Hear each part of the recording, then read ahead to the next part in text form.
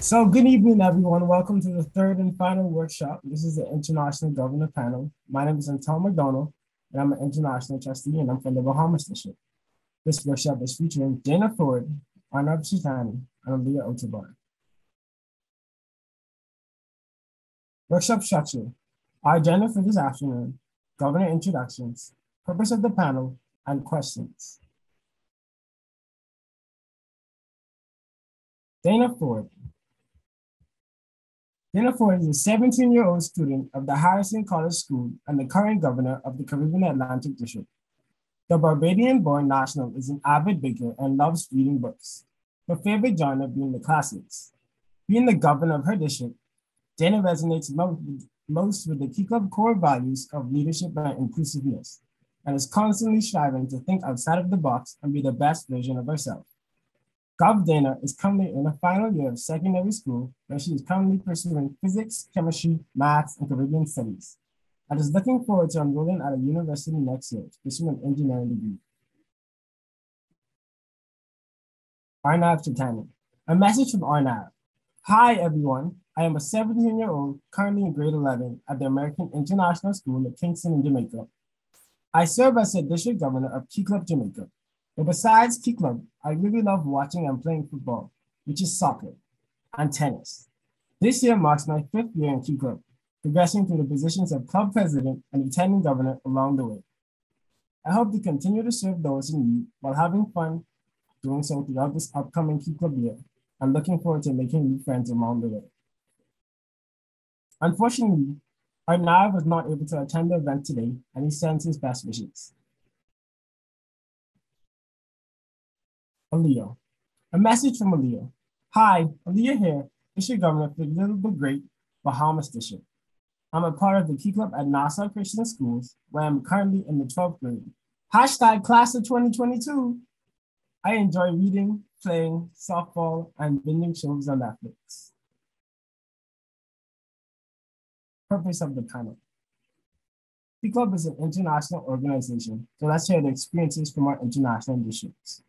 The purpose of the panel is to really gain new perspectives and to understand Key Club really is an international organization. And now it's time to ask your governors. Here are some sample questions which you can go based off of, which we will be starting with. And please join the Slido to ask questions. So starting with Aleah, how is Key Club different being in an international district? I'm sorry, did you say starting with Aleah? Could you repeat your Yes. question? I can't. Oh, My sorry. laptop volume is very low. Sorry. How is Key Club different being in an international district? I would say it's more family oriented. I mean, not that it's not for most districts, it's just that because the Bahamas district is such a small district, when we come together, it's not very overwhelming. So you get to know a lot of people, build a lot of friendships, and you see most of the same faces a lot of times. So it's easier that way to collaborate on projects or such like that. And I say it's not very formal. It's not a lot of emails or kind of detached messages like that. We do calls and we use a lot of WhatsApp messages. I know it's not very professional, but that's just the way we get a lot of our messages across. So I say it's a very family-oriented district. And Dana?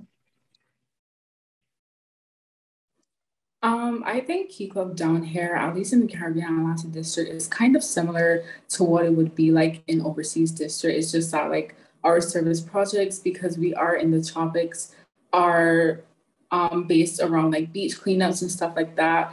But I think that we're kind of similar in a lot of things that we do, the way that we interact with each other and stuff like that. Yes. Yeah, next question. What is the biggest challenge that your district has faced as an international district? And what can other districts or KCI do to address it? Starting with Dana this time.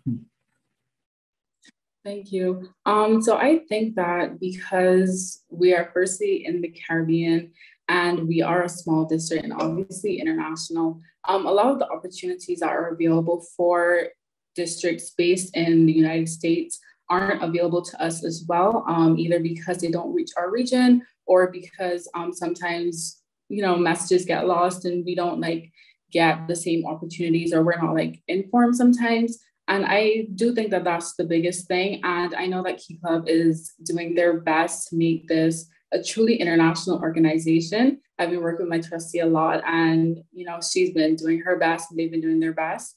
So I do think that they're doing a really good job. And I'm not sure what other districts can do, but I know that just continuing to be inclusive is the best thing that we can do, just so that we all feel like we're experiencing the same Key Club experience. Leah? There is not much that I can add to what Dana has said because I feel like she said it all. And another reason why I promote within my district that, hey, we should do some interclubbing, just connect more with more international rather than what we usually do with is reach out to those closest to us. So I think going to a lot of those district events and reaching out like that, I think help closes the gap. So it doesn't really feel like we're international. It's more of just like one inclusive club. Okay, cool. So we switch over to really switching back and forth between Slido questions. And if you can't access the Slido, you can also try to put questions in the chat. So someone asks, what is the best thing about your district? Starting with Aleah. Me or Dana? Like I said, I'm so sorry. My laptop is very low. It's okay. With you, starting with you. Okay, so the best thing about my district, I would have to say it is the Key Clubbers. And I know I may just be biased, but I think my district is one of the best there is. I think the Key Clubbers there are amazing, very passionate about service. And, it's just not another club to get community service hours because the people who usually join for that usually drop out early. And those who stay are just the best. They come up with very creative projects. Like, I believe there was a project that the Anton Rogers High School did when we had an election. Most of the parties, they had a lot of their posters around, and even after the election, they were just scattered around, and it was just a lot of clutter, a lot of dirt. So they had a competition where they could pick up the most, all of that between the F&M, PLP, and DNA and stuff like that. And I think that's kind of a cool cleanup because, usually you only hear about the beach cleanups and stuff like that. But I must say it is the very creative minds that we have and just the awesome young people that we have in our clubs.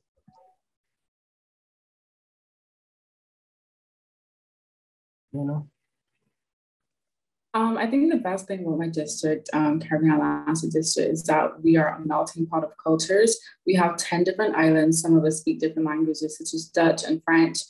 And so we just get this influx of different cultures, different perspectives on what service means to us and how we go about interacting with each other. And a lot of these members that speak different languages are on our committees. And we also have some really young persons on our district board as well. So I just think that the amazing variety of cultures we have in the Caribbean Atlantic District is the best thing about our district. So the next question, someone asks, what inspired you to run for governor? And I think you can also combine that with telling us about your leadership journey. So I want to start with Dana. Okay, that's also a really good question. So I started off Key Club in fourth form. That's when we were allowed to join. And I was really, really shy and I didn't run for anything in fourth form. And then on fifth form, I decided to run to be on a district committee. And that was really good. And that was actually my first year that I went to district convention for my district, obviously. And that kind of propelled my Key Club journey.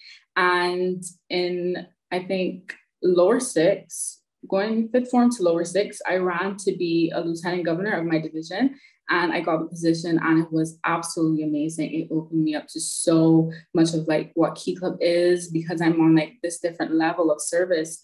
And I'm able to, interact with so many different clubs and people. And then after I was lieutenant governor, I think in like the middle of my term, I knew that I had to like run for governor next. That's just what I felt like I needed to do to further myself and to further my journey in service. And so I decided to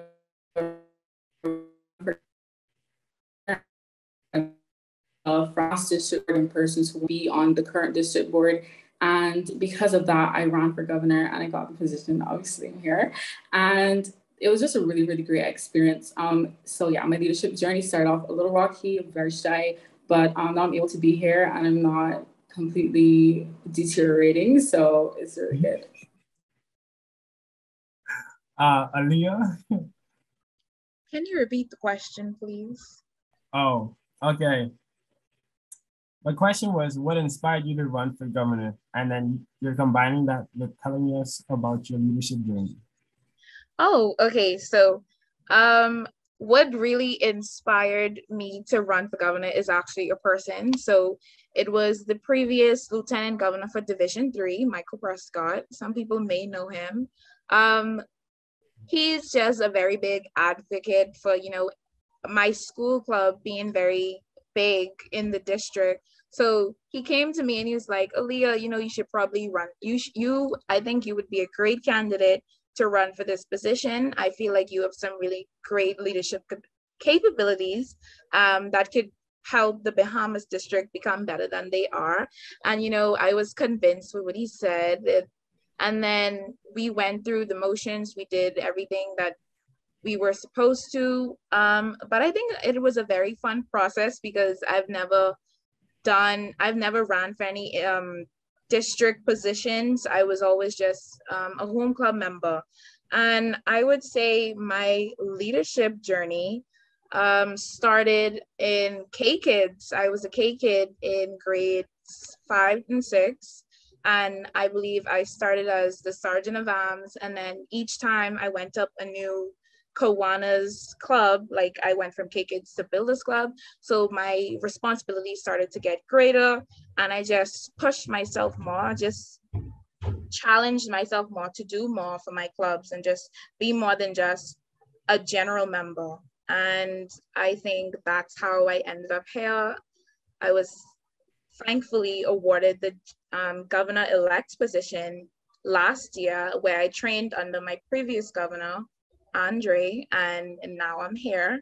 And I hope that I am making the Bahamas district better than it was before and not worse or stagnant. Cool. Someone asks, do you feel you're able to collaborate well with other districts? How could others be more helpful, either as districts or from international? Starting with Aleah.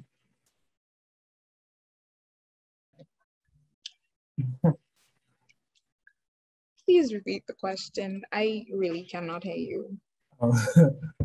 Do you feel you're able to collaborate well with other districts? How could others be more helpful, either as districts or from international? I think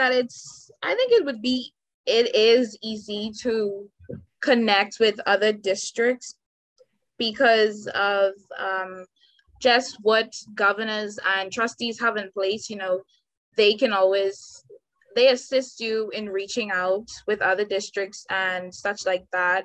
Or just we may have ties within our district to other districts and it helps the process along. Like I attended one of QC's meetings with a Jamaican club and that interclub went really well because Elan, the president, he had some ties because he had some ties with a Jamaican club or just the Jamaican district, I think.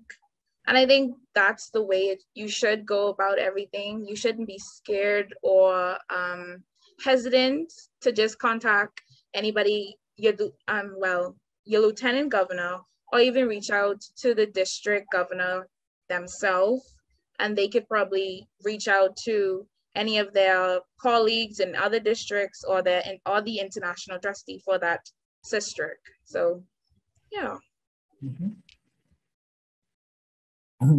Dana? Yeah, so I agree with what Aleah is saying. I have persons in like the Jamaica district that reach out to me and say, yeah, we want to do like a joint service project. We also have our district and we're doing things together. So I just think that, and I think I also kind of touched on it when you asked like, what's the biggest challenge for a key club, well, us as international districts. So I just think that having those bonds are really important. And because we are such a small district, and Jamaica district, I think, is kind of relatively small, and so is the Bahamian district. Just having those ties with each other, I think, is really, really, really important. Someone asked in the chat, what are the advantages of being district governor? Starting with Daniel. A big advantage I have is meeting so many new people, not just key clubbers, but I mean like Kiwanians, persons in K Kids Action Club, persons from all over, the Key Club, sorry, not Key Club, Kiwanis family. I mean, so many different people interact with so many different people on a daily basis. And also I like that, persons feel comfortable being able to come and ask any questions they might have about Key Club or running for higher office. So just being a support system and also meeting so many new people, I think is the greatest advantage of being a governor. Aleah? So I absolutely agree with what Dana said. It is very fortunate that in this position, I can have so many contact with so many interesting individuals, and I could know what's happening throughout the district, because a lot of positions don't allow you to have that. So I think that's really awesome. I get to go in and meet them, individually, and learn about their clubs and learn what they're doing. And I think that's a great advantage of being a district governor. Someone asks, do you have any memorable moments being district governor so far? Whether that be with your district board or with attending meetings or with clubs? And if so, what is your most memorable moment so far? Starting with Aleah. Okay, my most memorable moment. Wow. I think it have to be the first time during, after we have done so many service projects online, our first in-person one, I guess, as a bit of a district, was when we went and we did the cleaning up of the Bonefish Pond on Calpan Road in New Providence. And I think that was so memorable because I got to meet so many of the people, the faces that I've seen behind the screen for so long. And it was really shocking because I'm like, oh, wow, I can see you in person, because most of the meetings is a bit restrictive. You don't want to talk over other people or be disrespectful to the speaker. So I think that's a really memorable moment for me right now. Okay, Dana? I think mine is kind of the same as Aleah's. Really early in our Key Club year, new administrative year, a volcano in one of our islands erupted, and we came together here in Barbados. It was just like two of our divisions 2 and 3, and we came together and we participated in this drive and drop to help collect items and send them off for the Vincentians, because St. Vincent was where the volcano erupted. And I saw a lot of my board members in person for the first time, and we were able to just be this community of people and come together for a really, really great cause in person and see each other. And that was just really, really happy moment for all of us. I just want to piggyback real quick off what Aleah said about the service project that we did by the pond. That was really, really confusing. It was like you're just walking in water, like on rocks and like walking on plants. It was really confusing. But what is your favorite service project started with data? My favorite service project. This one's a hard one. I have a couple. I think the one I just mentioned, where we participated in the drive and drop for the wind sanctions, I think that was one of my favorites. Last year, when I was a lieutenant governor, we did these Valentine's Day cards for the children's hospital, and that was really, really nice. And beach cleanups are usually my favorite because they happen in the morning and it's really, really cool outside. So any kind of beach cleanup or like cards are my favorite kinds of service projects. Aleah? I think my favorite service projects would have the Meals on Wheels, as well as the beautification of like the community, not just beach cleanups, just go out wherever. And because it really pains me to see all of the littering and garbage around the way when one of the Bahamas' motto is clean, green, and pristine.